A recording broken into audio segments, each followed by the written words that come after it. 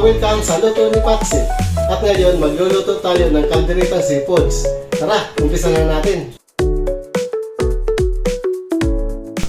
At ngayon, maglalagay tayo ng luya, bawang. Siyempre, ilalagay natin ang alimasag. Aayusin natin ang paglalagay niyan para maganda ang hitsura.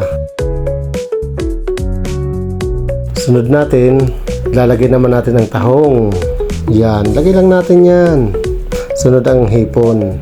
Siyempre, paliliguan natin yan ng Sprite para mas masarap. Tatakpan natin. Ngayon, pakalipas ng siguro mga 5 taon, luto na siya. Ayan, medyo mainit pa. Ngayon, magpapakulo naman tayo ng mantika sa isang kawali. Habang inaantay natin uminit ang mantika, ililipat naman natin to sa salaan.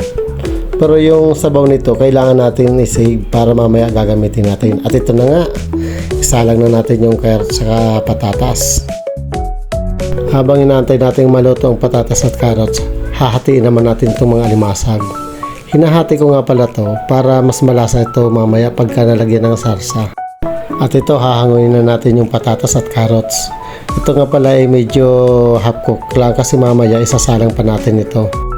At para din hindi madurog pag hinalo natin mamaya. At ngayon, magsalang naman tayo ng kawali. Maglagay tayo ng mantika. Siyempre, sunod natin ang bawang. Gisahin mabuti hanggang sa lumabas ang aroma.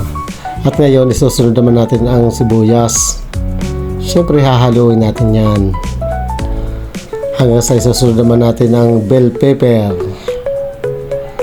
Hahaluin natin yan hanggang sa gusto ninyo, maghalo din kayo. Pagsawa na kayo sa kahahalo, ilagay na natin ang tomato sauce. Ito ay tansyado ko lang. Ngayon, nasa sa inyo yan kung gaano karaming ilalagay ninyo. Ito at hahaluin na natin ngayon. Siyempre, isusunod natin ang oyster sauce. Ito nga palang oyster sauce, optional lang ito. Kung gusto ninyo, lagyan nyo. Kung ayaw nyo, diwag. Hindi ko naman kayo pinipili. Halo-halo lang. Pag nagsawa ka sa kahahalo, ilagay mo ng pampalasa. Siyempre, lagyan din natin ng konting asukal para pambalansin ng lasa. Ngayon, ilagay naman natin yung pinagkuluan kanina para mas masarap ang lasa. Ngayon, konting halo lang. Tapos, takpan na natin. Ayan, medyo mainit na. Maglagay tayo ng keso. Tapos, toyo, paminta. Takpan na natin at hayaan natin kumulo. Ayan, kumulo na. Pwede na natin ilagay ang liver spread. Depende sa inyo kung gaano karaming ilalagay ninyo. Isunod natin ang peanut butter. Haluin lang natin ang haluin hanggang sa matunaw. Tapos, takpan na natin. Ayan, kumulo na. Lumapot na siya. Ito yung palatandaan na pwede na natin ilagay ang alimasag. Halo-halo lang hanggang sa kumapit ang lasa sa alimasag. Tara, takpan ulit natin. Buksan ulit natin. Ayan, nakikita nyo, kumukulo na. Pwede na natin ilagay ang tahong sa kahipon.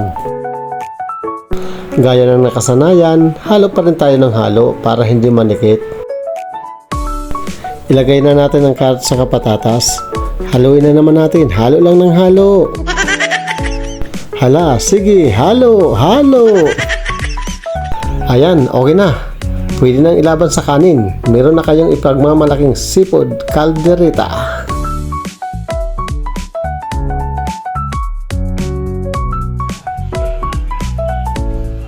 Tara, kain tayo.